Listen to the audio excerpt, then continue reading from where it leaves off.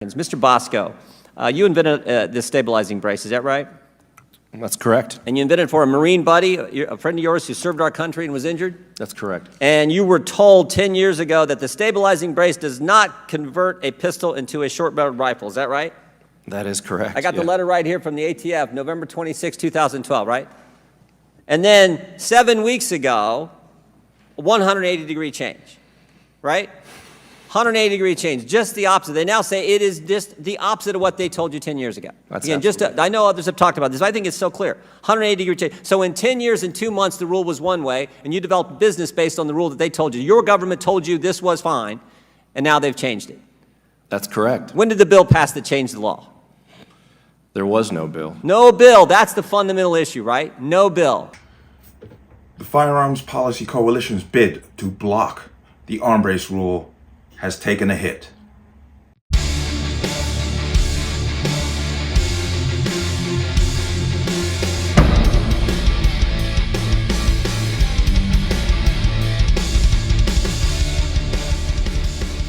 Welcome to another installment of the Connecticut Gun Bench. Today's video is brought to you by P.A.N. Firearms, LLC. P.A.N. Firearms for your NRA certification and multifaceted gun training. You can reach us at 203-300-6343 or use our website at www.panfirearmsllc.com. As always, there'll be a link in the description box below. And if you like my channel, like my content, and you wish to support me, you can do so with the link in the description box. Everything is appreciated, but let's talk about this. Now, for those of you who don't know, the Firearms Policy Coalition filed a lawsuit for basically a preliminary injunction against the arm brace rule to basically put it in a pause mode while lawsuits move forward through the court.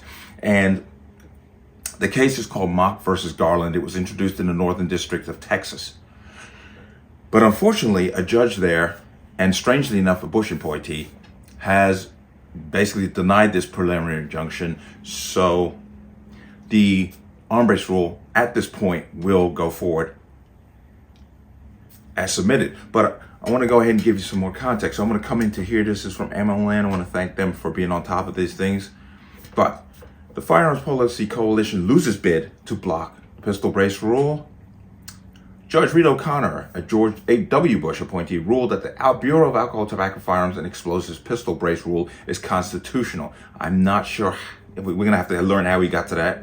But the federal lawsuit is the first on pistol stabilizing devices to be decided. The case, Mock versus Garland, was brought by the Firearms Policy Coalition in the Northern District of Texas. FPC asked the judge to issue a preliminary injunction against the new rule. The judge denied the pleas of the plaintiffs. The new rule on pistol braces, we know this, made most firearms devices to be short-barreled rifles. The rule came after Biden ordered the A.T.F. to target the braces. So the A.T.F. basically took a 10-year rule where they said for 10 years, these things are fine, you can sell them, then they don't create any problems for us, to all of a sudden make a rule that says that putting them on a pistol makes it into a short-barreled rifle and subject to the NFA. But okay, now I want to come down here. FPC claimed the A.T.F. exceeded its statutory jurisdiction and violated the Administrative Procedures Act. Judge O'Connor disagreed with FPC's conclusion. The judge believes that the A.T.F. has the ability and authority to determine what a rifle is. The court claims that the term rifle is ambiguous. Quote, given that other courts have recognized A.T.F.'s authority to interpret the statutes it has been charged with administering, there is an ambiguity. It is not substantially likely that the final rule exceeds the agency's scope of authority on the basis as the statute includes ambiguous terms in its definition of rifle, Judge O'Connor said. But forever, the definition of a rifle stated that it must have a stock. An arm brace is not a stock. They made the arm brace. They said, now we're defining the arm brace as a stock. So that they include it into that ambiguous language. I don't know about this judge. His reasonings are a little off, but FPC also claims that the A.T.F. pulled a bait and switch with the public since the final rule on pistol braces is totally different from the proposed rule. For example, A.T.F. Worksheet 4999 is missing from the final rule, and the most public comments address the regulations laid out in Worksheet 4999. The judge stated that the final rule does not need to be an outgrowth of the proposed rule, is not a violation of the notice of proposed rulemaking. Quote, Importantly, the final rules that are merely interpretive are not subject to these same notice and comment requirements, therefore do not need to satisfy the logical outgrowth test and may take immediate effect, the judge wrote. And the plaintiffs also complained that the new rule ran afoul of the United States Constitution because the A.T.F's authority requires a clear delegation from Congress. FPC claimed that the Bureau did not have this delegation. The judge once again disagreed because the rule didn't change the law, it just reinterpreted the law, but there is no law concerning arm braces. There's no law.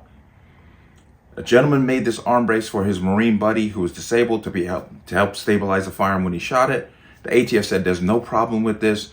There's no law anywhere making it legal or then changing the rule to make it basically anything that's attached to as a short barrel rifle. There's no law for that. But once again, I question this judge. But, quote, based on the court's assessment about that, the final rule interprets but does not rewrite the underlying statute. The court finds these arguments unveiling the decision read. FPC claims since the A.T.F said it would use a company's advertising to decide if a pistol brace was a shouldering device, the rule violated the plaintiff's First Amendment right.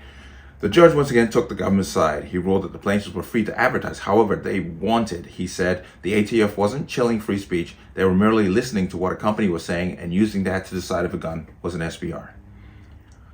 Okay, and the plaintiffs try to argue that the vagueness of the final rule violated the due process clause of the Fifth Amendment. The judge decided although there were no clear guidelines, there are standards that people can follow. The judge rejected the plaintiffs' claims that the new rule violated their Fifth Amendment rights. And once again from the judge, quote, though the 6 criteria which the A.T.F will make a weapons classification are non-dispositive and therefore imprecise, they do not provide a standard, one that tracks the statutory definition regarding whether a weapon is designed or redesigned, made or remade, and intended to be fired from the shoulder. Hence, while the final rules factoring criteria parents' approach may be imprecise, it is comprehensible enough to put a person of ordinary intelligence on notice that their weapon may be subject to federal firearms laws, the judge wrote. FPC also claimed that the final rule violated the Second Amendment and ran afoul of the Heller decision because pistol brace firearms are in common use. The judge ruled that pistol braces and pistol brace guns are not being banned. He said the A.T.F is just asking people to register their firearms and the requirement for registration is constitutional. Quote, nor does the Second Amendment bar the imposition of traditional registration and licensing requirements commonly associated with firearms ownership, Judge O'Connor wrote.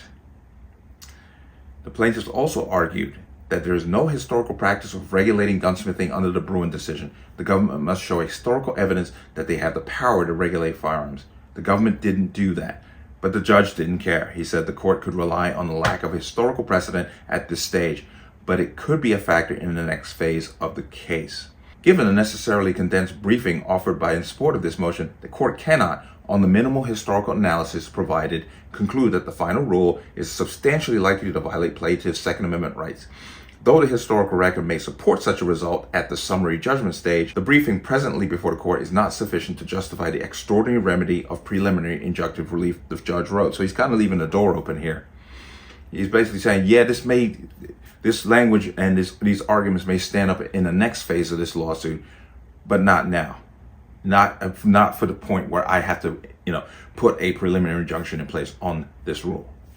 But this is just another stage in this battle. I'm not 100% surprised, but I'm surprised that a judge, supposedly Republican judge appointed by Bush, kind of just took this very, very, very, very loose interpretation of what is happening here, because you got to remember, this is a rule. It was never passed by Congress. It's not a law. Everything surrounding the pistol brace had nothing to do with law. It was all based on the A.T.F's interpretation of the item, and they decided 10 years ago or so that this did not alter the weapon to make it an NFA item. Then all of a sudden Biden kind of jumps in. They got their nice little appointee in Dettelbach that Biden appointed, who's anti-gun, to go out and then change the ruling through fiat. Basically, hey, we feel this is how it is. But like I said, this is going to have to keep going. It's going to take years. Here's the first step. We'll see how it goes. It's going to move on to the next stage, and we'll see what happens next. But I'm not 100% surprised. I'm surprised it's a judge out of Texas. but it is what it is. Just make sure, remember May 31st, this arm race rule goes into effect, so don't get caught with your pants down. But let's see what happens next. But let me know what you think. As always, you can leave your comments in the comment section below. And as always, any statements of violence or statements that lead to violence will be removed. Please like, share, comment, subscribe. Don't forget to hit that notification bell so you're notified the next time a video goes live. I will see you on the next one. Peace.